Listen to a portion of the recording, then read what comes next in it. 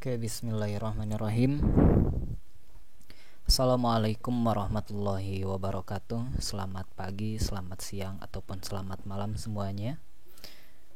Perkenalkan, saya Ahmad Jami Azizullah dari mahasiswa pendidikan biologi Universitas Siliwangi.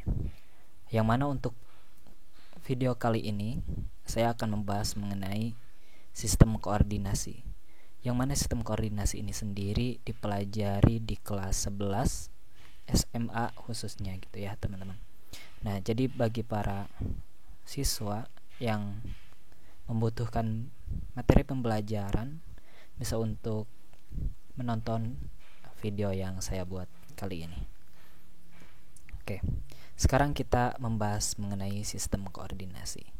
Apa sih itu sistem koordinasi?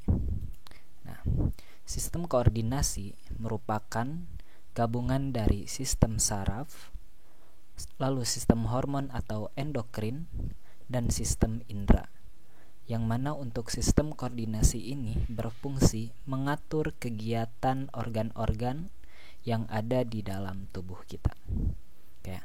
Jadi kata kuncinya ada 3. Sistem saraf, hormon atau endokrin, dan juga sistem indera. Nah, itu yang mencakup mengenai sistem koordinasi. Oke, selanjutnya. Sesuai kata kunci tadi, bahwasannya sistem koordinasi ini mencakup 3 sistem. Yang pertama yaitu sistem saraf. Sistem saraf sendiri merupakan sistem kompleks di dalam tubuh manusia yang terdiri dari sistem saraf pusat, yaitu otak dan sumsum tulang belakang, dan juga sistem saraf tepi, yaitu saraf-saraf yang menjalar ke seluruh tubuh. Jadi sistem saraf ini kata kuncinya ada 2. Sistem saraf pusat yang terdiri dari otak dan sumsum tulang belakang, dan sistem saraf tepi yang terdiri dari saraf-saraf yang menjalar ke seluruh tubuh. Itu ya teman-teman. Lalu selanjutnya sistem hormon. Sistem hormon ialah sistem di dalam tubuh manusia yang terdiri dari kelenjar endokrin dan hormon-hormon yang diproduksi oleh kelenjar-kelenjar tersebut. Nah, jadi itu pengertian dari sistem hormon. Lalu sistem indera merupakan kumpulan organ dan struktur dalam tubuh manusia yang berperan dalam proses persepsi dan respon terhadap lingkungan eksternal. Nah, yang mana kita ketahui bahwa sistem indera ini terdiri dari 5 bagian, yaitu indera penglihatan, pendengaran, pengecap, pembau, dan perasa. Itu ya. Untuk sistem, pengertian dari sistem koordinasi yang terdiri dari sistem saraf, hormon, dan juga indera. Sekarang kita membahas terlebih dahulu mengenai sistem saraf. Oke. Mungkin anak-anak sekalian ataupun teman-teman sekalian tidak aneh gitu dengan gambar ini. Ini merupakan gambar dari struktur sel saraf atau struktur neuron. Yang mana untuk struktur ini sendiri merupakan struktur secara sederhananya ya teman-teman. Secara sederhana yang terdiri dari beberapa bagian. Kita next, coba kita lihat. Nah, ini ya teman-teman semuanya.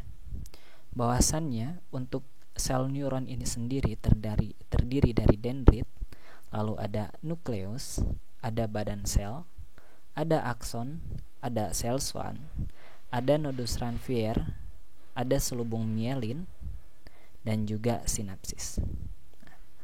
Yang mana untuk bagian-bagian ini sendiri sudah ditunjukkan oleh panah yang sudah tertera ya, teman. Nah, lalu apa sih fungsi-fungsi dari bagian sel saraf neuron tadi gitu? Sel neuron tadi. Yang pertama, dendrit. Dendrit ini berfungsi menerima impuls dan menghantarkannya ke badan sel. Nah, jadi setiap impuls yang pertama kali menerima impuls itu sendiri ialah dendrit. Lalu ada juga badan sel menerima impuls dari dendrit dan meneruskannya ke akson. Lalu akson menerima impuls dari badan sel dan menghantarkannya ke sel saraf lain. Yang mana untuk nukleus sendiri berfungsi untuk mengatur aktivitas neuron. Lalu ada nodus Ranvier mempercepat penghantar impuls, sel Schwann menyediakan makanan untuk akson, dan juga sinapsis melindungi akson dan memberi nutrisi untuk akson. Tuh ya teman-teman, itu merupakan fungsi dari sel neuron itu sendiri. Kita bisa next. Nah, macam-macam sel saraf. Sel saraf ini sendiri terdiri dari 3 macam. Yang pertama sel saraf sensorik, yang kedua sel saraf penghubung, dan yang ketiga sel saraf motorik. Apa sih fungsi-fungsinya? Yang pertama, neuron sensorik. Itu berfungsi menghantarkan impuls dari reseptor ke sistem saraf pusat. Ingat, menghantarkan impuls dari reseptor ke sistem saraf pusat. Adanya di mana? Neuron sensorik ini adanya di luar ya, teman-teman. Jadi neuron sensorik ini adalah neuron yang pertama kali menghantarkan impuls dari luar ke dalam, dari reseptor ke sistem saraf pusat. Yang mana tadi sistem saraf pusat ialah bagiannya otak dan juga sumsum tulang belakang. Lalu ada interneuron, yaitu penghubung satu neuron dengan neuron lainnya. Jadi ketika ada impuls, neuron sensorik akan berhubungan langsung dengan interneuron. Lalu interneuron ini yang akan menghubungkan dengan neuron-neuron lain. Lalu ada neuron motorik menghantarkan impuls dari saraf pusat ke organ motorik berupa otot ataupun kelenjar. Nah, yang mana untuk goalsnya atau rangkaian terakhirnya ialah diterima oleh neuron motorik. Jadi setelah neuron sensorik menerima impuls, diteruskan oleh interneuron ke saraf pusat. Lalu saraf pusat ini sendiri akan memerintahkan neuron motorik untuk melakukan suatu pekerjaan yang diperintahkan oleh otak ataupun sistem saraf pusat. Itu ya. Nah, sekarang kita akan membahas mengenai sistem saraf. Yang mana tadi kita ketahui bahwasannya sistem saraf ini terbagi ke dalam 2 bagian, yaitu sistem saraf pusat dan juga sistem saraf tepi. Yang mana sistem saraf pusat sendiri ini terdiri dari otak dan juga medula spinalis atau sumsum tulang belakang. Dan sistem saraf tepi terbagi menjadi 2 bagian berdasarkan tempat, yaitu kranial dan spinal, lalu berdasarkan fungsi somatik dan juga otonom. Oke, sekarang kita akan membahas mengenai sistem saraf pusat terlebih dahulu, yang mana sistem saraf pusat itu sendiri dilindungi oleh selaput meninges ya teman-teman. Nah, yang mana untuk sistem saraf pusat sendiri terdiri dari otak dan juga medula spinalis atau sumsum tulang belakang. Oke, sekarang kita akan membahas otak. Apa sih otak gitu ya teman-teman? Otak merupakan bagian dari saraf pusat yang ada dalam tubuh manusia.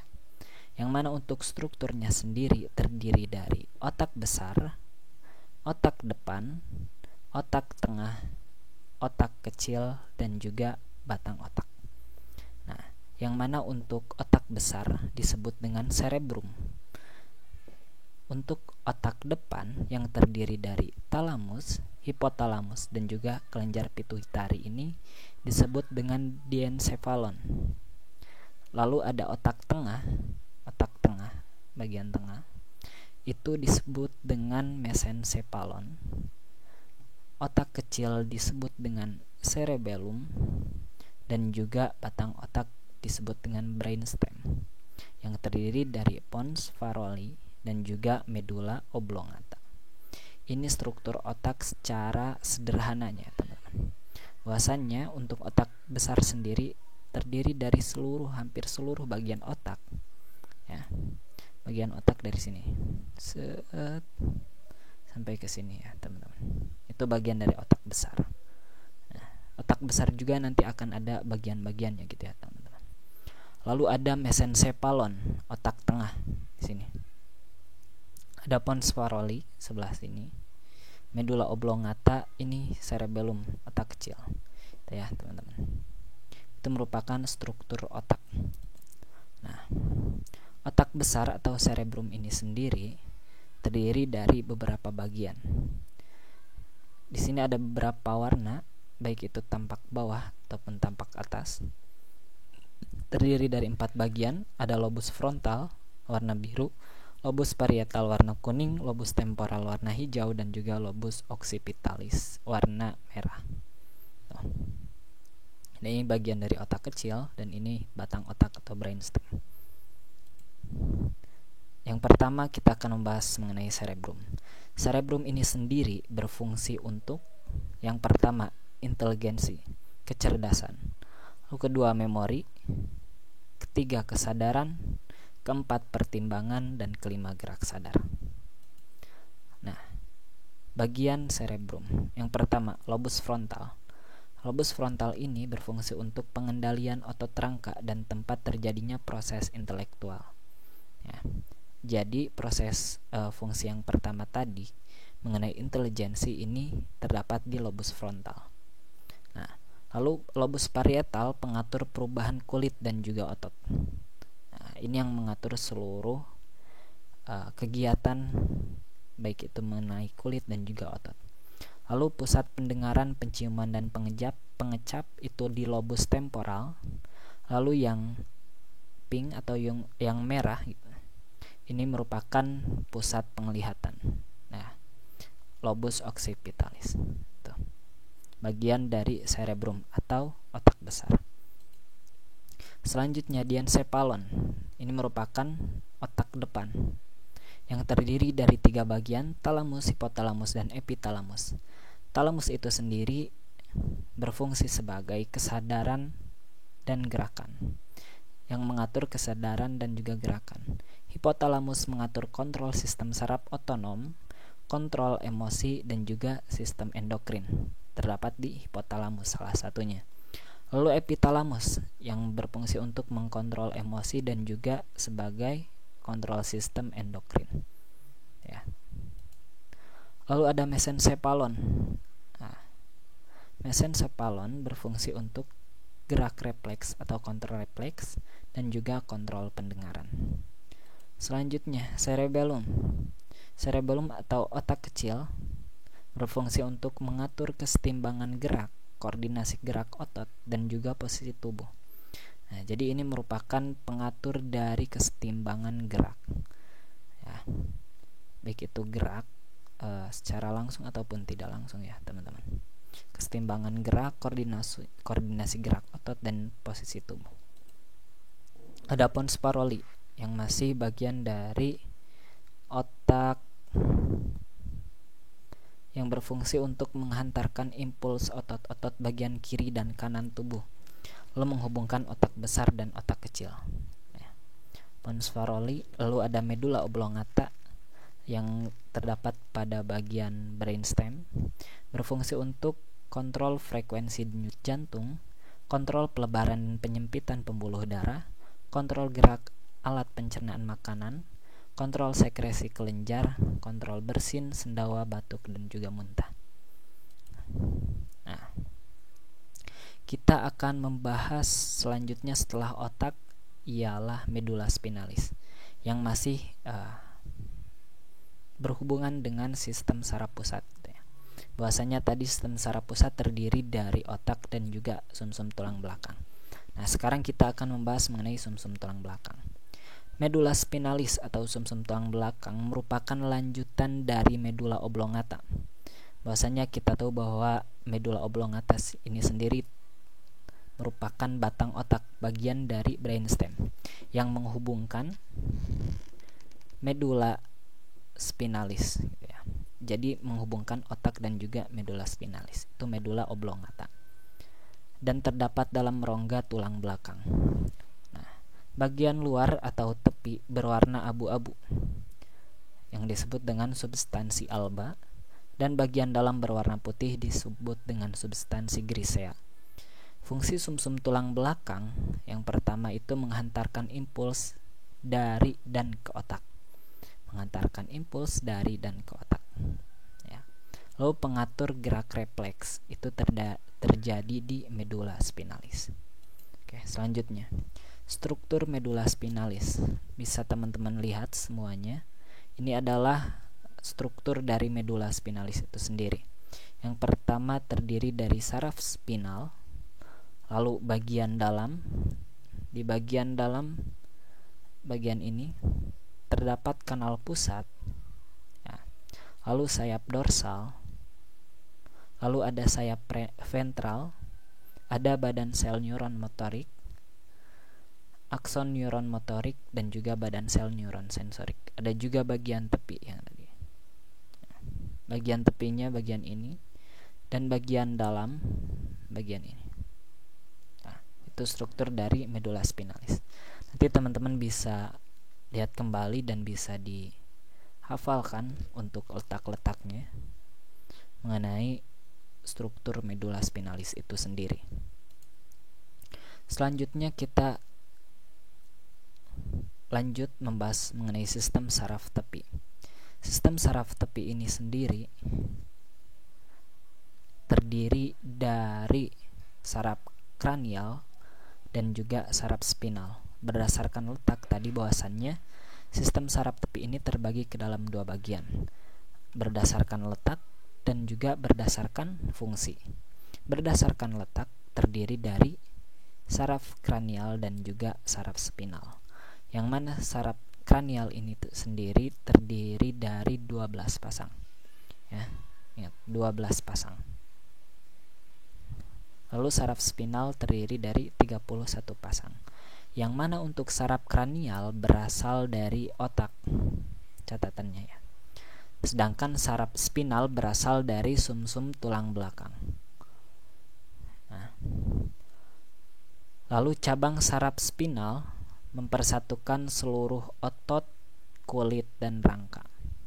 Jadi seluruh otot yang ada dalam tubuh manusia dan juga rangka terhubung oleh saraf spinal.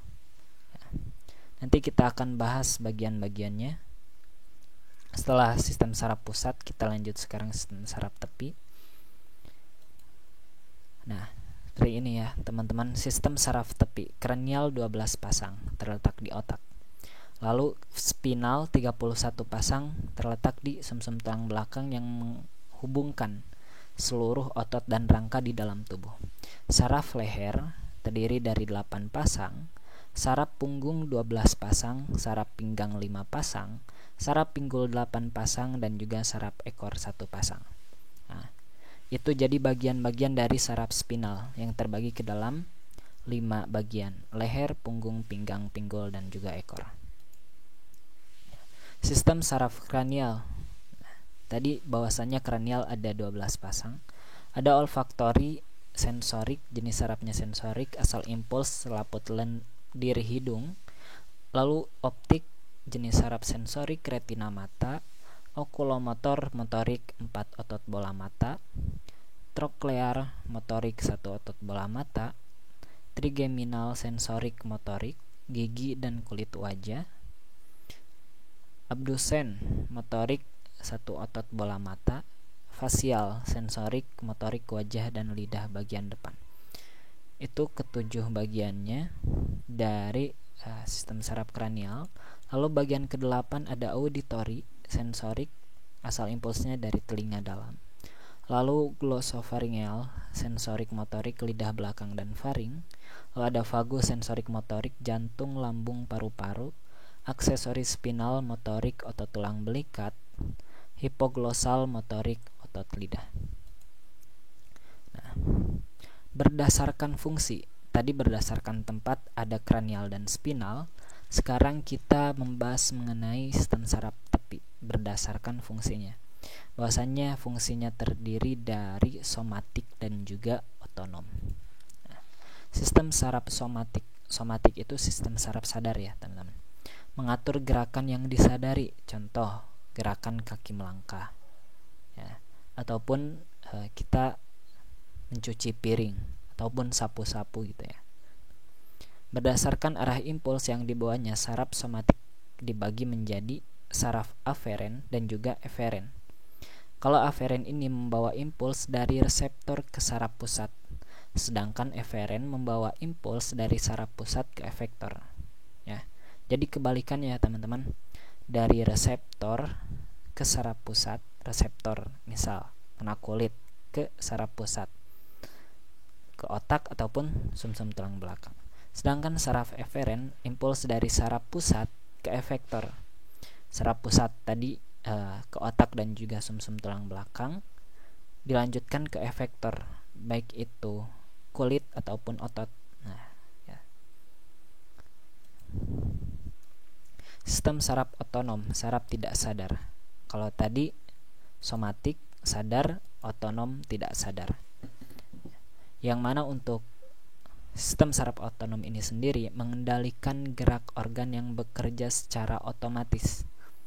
Otomatis, contohnya otot polos. Otot polos, otot jantung, pembuluh darah, usus, lambung, dan kelenjar. Teman-teman, ini merupakan saraf tidak sadar atau sistem saraf otonom. Sistem saraf otonom terdiri dari simpatik dan juga saraf parasimpatik, yang mana keduanya bekerja secara berlawanan. Nah, akan kita lihat di slide selanjutnya. Nah, berdasarkan letak dan fungsi saraf otonom, tadi terbagi dari parasimpatik dan juga simpatik, yang mana keduanya bekerja secara berlawanan. Nah, contohnya parasimpatiknya menyempitkan pupil bola mata atau pupil mata, sedangkan simpatiknya melebarkan pupil mata. Parasimpatik merangsang air liur, simpatiknya menghambat air liur. Nah, seperti itu. Jadi parasimpatik dan simpatik ini bekerja secara berlawanan.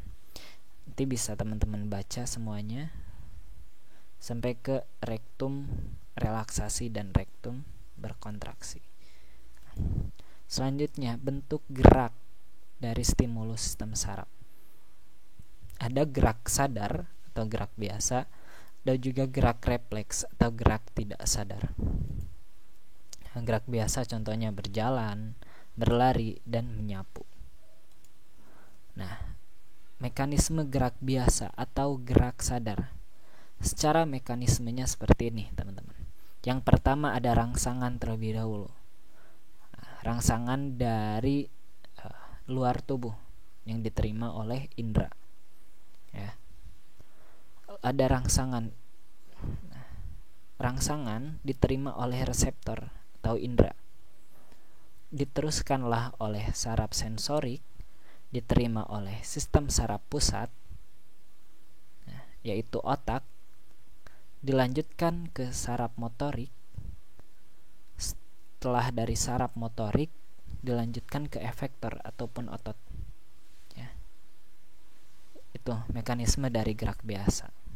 Contohnya ketika kita berjalan, berlari, ataupun menyapu yang tadi.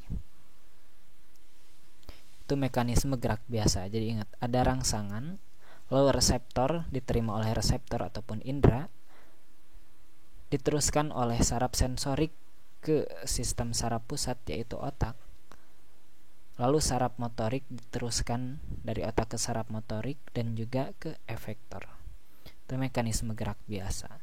Lalu ada gerak refleks, gerakan yang tidak disadari, yang mana hantaran impuls pada gerak refleks tidak melalui pengolahan oleh saraf pusat.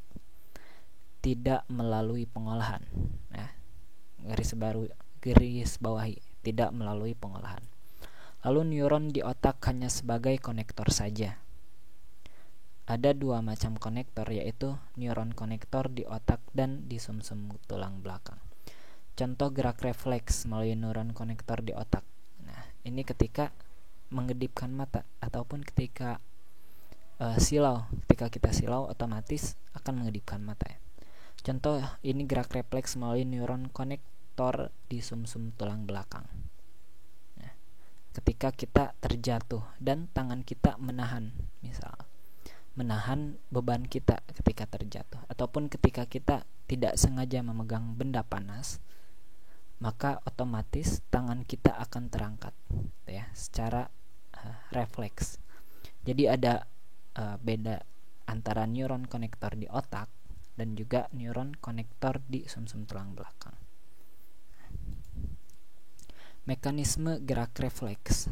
Yang pertama, ini contohnya ketika kita terkena benda tajam, ya. Maka secara pertama ada rangsangan terlebih dahulu dari indera. Rangsangan yang pertama ada rangsangan diterima oleh indera, misalnya di sini kulit sebagai indera peraba, diteruskan oleh saraf sensorik, diteruskan ke sumsum tulang belakang, Lalu dari sumsum tulang belakang diteruskan ke saraf motorik. Nah, dari saraf motorik ini sendiri diteruskan ke efektor atau otot. Jadi tidak ada pengolahan di otak kalau secara gerak refleks. Nah, jadi secara langsung ketika kita ada benda tajam yang akan menusuk kulit kita, itu akan secara langsung otomatis refleks. Jadi tidak perlu pengolahan terlebih dahulu. Oh, ini kira-kira bahaya atau enggak ya, lebih baik dicabut atau enggak.